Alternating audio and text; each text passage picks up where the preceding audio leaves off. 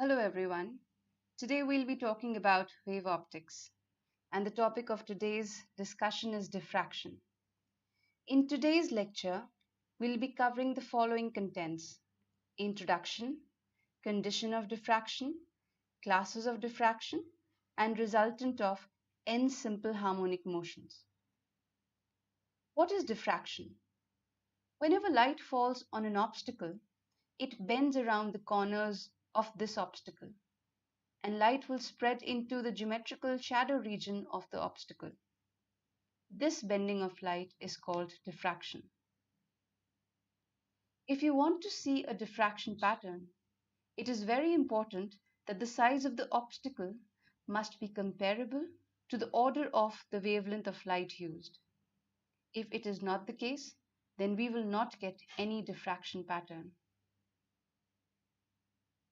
Now we come to the various classes of diffraction, or in simpler words, the various types of diffraction. Diffraction can be divided into two categories, that is, into two classes. The first one being Fraunhofer's diffraction.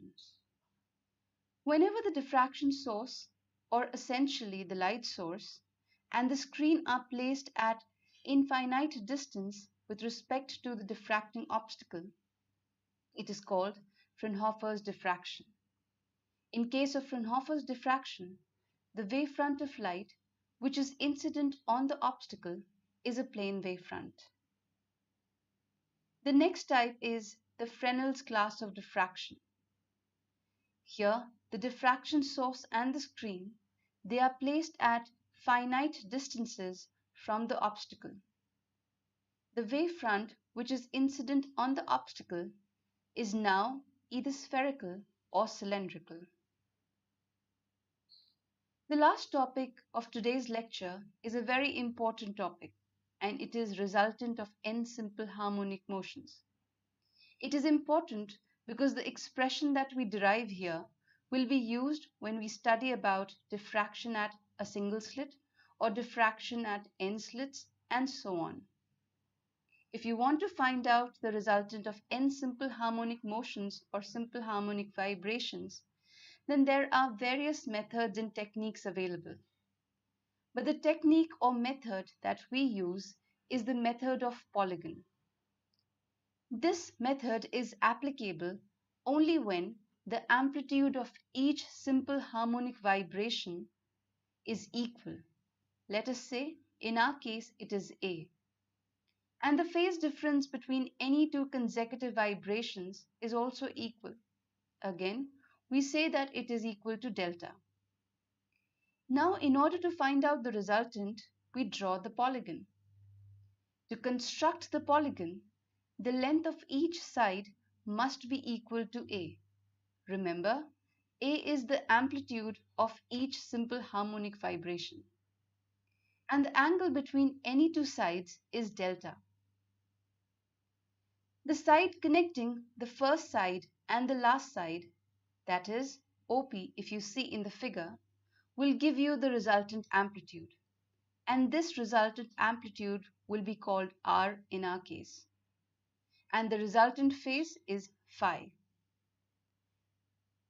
Now we come to solving and finding out the expression for resultant of n simple harmonic motions. We will resolve all the sides, that is all the amplitudes, parallel and perpendicular to the first vibration or the first side. When we resolve it parallel to the first side, we get equation number 1, which here you see is R cos phi is equal to A plus A cos delta plus so on plus A cos n minus 1 delta.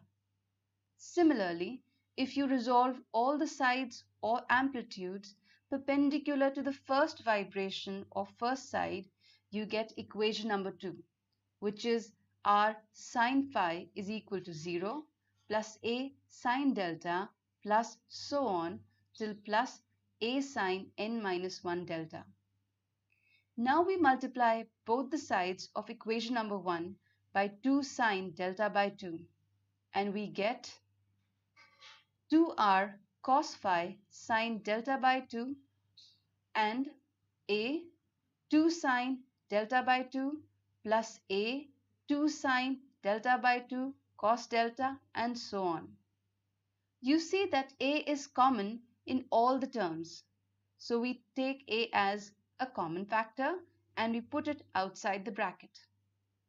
Now we use the trigonometrical relation, which is 2 cos a sine b is equal to sine a plus b minus sine a minus b. And after solving, we get 2r cos phi sine delta by 2 is equal to 2a sine n delta by 2 cos n minus 1 delta by 2. Further solving will give you r cos phi equals to a sine n delta by 2 upon sine delta by 2. This is multiplied to cos n minus 1 delta by 2. In a similar fashion, we will multiply equation number 2 by 2 cos delta by 2.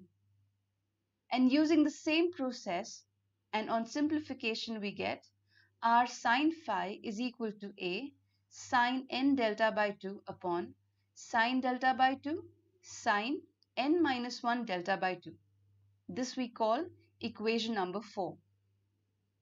Now we will be squaring equation number 3 and 4 and adding them. When we add them, we get r square is equal to a square sine square n delta by 2 upon sine square delta by 2, or r is equal to a sine n delta by 2 upon sine delta by 2. Now if you divide equation number 4 by equation number 3, you get tan phi is equal to tan n minus 1 delta by 2, or phi is equal to n minus 1 delta by 2. Now you have to understand that here we have taken the simple harmonic motions to be equivalent to light waves. Whenever we study about light, there is never a ray of light, but always a beam of light. And in that beam, there are several thousands of light rays. Similarly, here we have n number of simple harmonic motions, and n is a very, very large number. Now, if n is a very large number, you have to understand that here the amplitude A and phase difference delta are very small.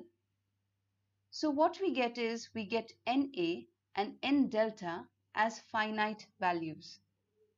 Now, if I consider N delta to be 2 alpha and Na to be capital A, then equation number 5 will give me R is equal to A sine alpha upon sine alpha upon N. And this will give us A sine alpha upon N. You have to remember that N is a very large number, so alpha upon N is a very small value.